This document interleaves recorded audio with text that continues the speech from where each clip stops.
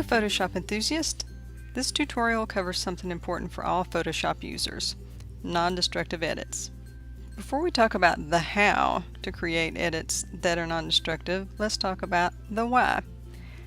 When we open a Photoshop file, we have a set amount of information that's contained in pixels, which are arranged in a grid pattern.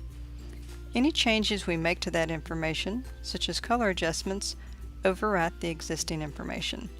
If you save and close the file, these changes are written into the coding of the file, permanently altering it.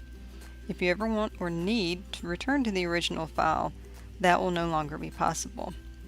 That's why it's good to always have a backup of your files, regardless of whether or not you intend to alter them. Backing up your files and other work on an external hard drive, a thumb drive, or with cloud-based storage is good practice and can save you a great deal of heartache, especially if you're close to a deadline. Another way to protect your original files is to work in layers. For example, if you want to make edits to an image, you can copy the background layer. If it isn't locked, you can lock it to prevent accidental changes. Then you can make changes on the copy. It's sort of like making a photocopy of artwork and making marks on the photocopy instead of the original. Layer adjustments are also a way to make edits non-destructively. You can make edits to single layers or entire groups of layers. Making changes using Photoshop effects is similar to using layer adjustments, but each is used for specific alterations.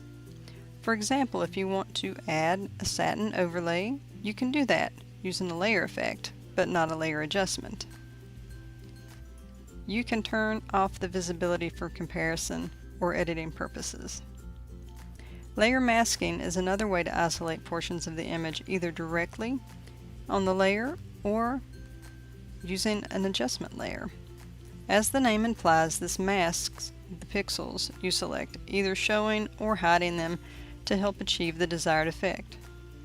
These are a few of the ways you can alter images in Photoshop without compromising your original Photoshop file.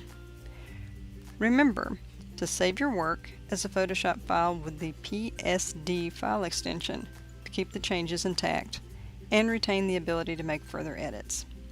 Thanks for watching.